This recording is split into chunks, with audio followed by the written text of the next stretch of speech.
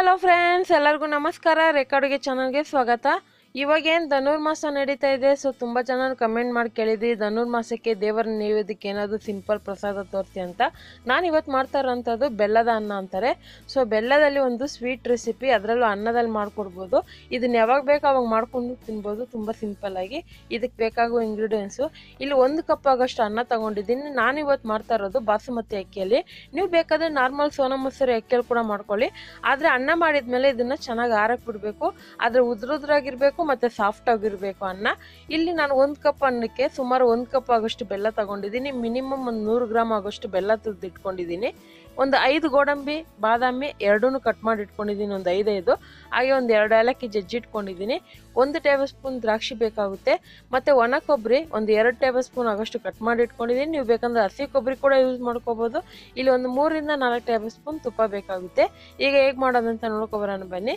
ಈಗ ಸ್ಟವ್ ಮೇಲೆ ಒಂದು ಕಡಾಯಿ ಇಟ್ಕೊಂಡು ಅದಕ್ಕೆ ಒಂದು 3 ಟೇಬಲ್ ಸ್ಪೂನ್ ತುಪ್ಪ ಹಾಕ್ಕೊತಾ ಇದ್ದೀನಿ. ಸೊ ತುಪ್ಪ ಈ ಬೆಲ್ಲದನಕ್ಕೆ ತುಂಬ ಟೇಸ್ಟ್ ಚೆನ್ನಾಗಿರುತ್ತೆ. ಸೊ ಇದೊಂದು ಡಿಫ್ರೆಂಟ್ ರೆಸಿಪಿ, ನೀವು ಮಾಡಿ ನೋಡಿ. ಸೊ ದೇವರ ಪ್ರಸಾದಕ್ಕಂತೂ ನೀವು ಮಾಡ್ಕೊಡೋದಾದ್ರೆ ಸ್ವಲ್ಪ ಜಾಸ್ತಿನೇ ಮಾಡ್ತೀರಾ, ಯಾಕಂದರೆ ನೀವು ಒಂದು ಸ್ವಲ್ಪ ಟ್ರೈ ಮಾಡಿ ನೋಡಿ. ಚೆನ್ನಾಗಿ ಬಂದಾಗ ಅವ್ನು ನೀವೇ ಜಾಸ್ತಿ ಮಾಡ್ತೀರಾ, ಅಷ್ಟು ಚೆನ್ನಾಗಿರುತ್ತೆ ಈ ರೆಸಿಪಿ. ಮತ್ತು ಬೆಲ್ಲ ತಿನ್ನೋದ್ರಿಂದನೂ ಕಬ್ಬಿನಾಂಶ ತುಂಬ ಇರುತ್ತೆ. ಸೊ ಇವಾಗ ಇದಕ್ಕೆ ನಾನು ಡ್ರೈ ಫ್ರೂಟ್ಸ್ ಎಲ್ಲ ಹಾಕೊಂಡು ಹುರ್ಕೊತಾ ಇದ್ದೀನಿ.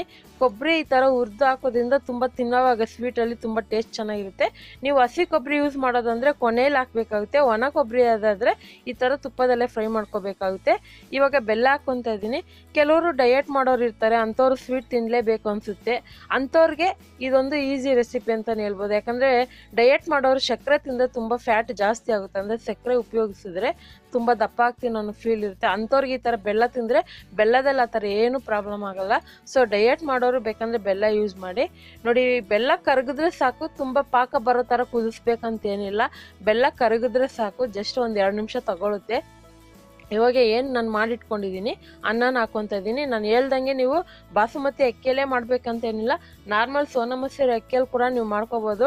ಆದರೆ ಮಕ್ಕಳು ತಕ್ಷಣ ಏನಾದರೂ ಸ್ವೀಟ್ ಕೇಳಿದಾಗ ಕೂಡ ಮಾಡ್ಕೊಡ್ಬೋದು. ಮನೇಲಿ ಏನಾದರೂ ಒಂದು ವಿಶೇಷವಾದ ಪೂಜೆ ನಡೆಯುವಾಗ, ದೇವ್ರ ಪ್ರಸಾದಕ್ಕೆ, ಇಲ್ಲಾಂದರೆ ನೀವು ಹೊರಗಡೆ ಎಲ್ಲಾದರೂ ಹೋಗೋದಾದರೆ ಕೂಡ ನೀವು ಮಾಡಿ ಕೂಡ ಎತ್ಕೊಂಡು ಹೋಗ್ಬೋದು. ತುಂಬ ಸಿಂಪಲ್ಲಾಗಿ ಒಂದು ಸ್ವೀಟ್ ರೆಸಿಪಿ, ತುಂಬ ಚೆನ್ನಾಗಿರುತ್ತೆ, ಘಮ ಘಮ ಅಂತ ಇರುತ್ತೆ. ತಿಂತಾಯಿದ್ರೆ ಇನ್ನೂ ತಿನ್ನಬೇಕು ಅನಿಸುತ್ತೆ. ಸೊ ನೋಡಿ, ಅನ್ನ ಎಲ್ಲ ಹಾಕಿದ್ಮೇಲೆ ಇದಕ್ಕೆ ಮತ್ತೆ ತುಪ್ಪ ಹಾಕ್ಕೊತಾ ಇದ್ದೀನಿ. ಇದೆಲ್ಲ ಹಾಕಿದ್ಮೇಲೆ ಮಿನಿಮಮ್ ಒಂದು 3 ರಿಂದ 4 ನಿಮಿಷ ಬಿಡಬೇಕಾಗುತ್ತೆ. ಸೊ ಬೆಲ್ಲ ಏನಿದೆ ಅದೆಲ್ಲ ಫುಲ್ಲು ಅನ್ನಕ್ಕೆ ಇಟ್ಕೊಂಡು ಕಲರ್ ಕೂಡ ಚೇಂಜ್ ಆಗುತ್ತೆ. ಇಲ್ಲಾಂದರೆ ಇನ್ನೂ ನೀರು ಥರ ಇದ್ದರೆ ಇನ್ನೂ ಸ್ವಲ್ಪ ಗಟ್ಟಿಯಾಗೋವರೆಗೂ ಫ್ರೈ ಮಾಡ್ಕೊಳ್ಳಿ. ಇವಾಗ ಆಲ್ಮೋಸ್ಟ್ ಎಲ್ಲ ನೋಡಿ ಅನ್ನಕ್ಕೆ ಇಟ್ಕೊಂಡು ಬಾಂಡೆಯಲ್ಲಿ ಯಾವುದೇ ರೀತಿ ಬೆಲ್ಲ ಕರಗಿಲ್ಲ. ಸೊ ಕರೆಕ್ಟಾಗಿ ಆಗಿದೆ. ನೋಡೋದ್ರಲ್ಲ, ಇವತ್ತಿನ ರೆಸಿಪಿ ಇಷ್ಟೇ ನೋಡಿ. ಈ ಧನುರ್ಮಾಸದಲ್ಲಿ ಪ್ರಸಾದಕ್ಕಂತಾನೆ ಈ ಬೆಲ್ಲದ ಅನ್ನ ಮಾಡಿದ್ದೀನಿ. ಖಂಡಿತ ಇವತ್ತು ಮಾಡಿರೋ ರೆಸಿಪಿ ನಿಮಗೆಲ್ಲ ಇಷ್ಟ ಆಗಿದೆ ಅನ್ಕೊತೀನಿ.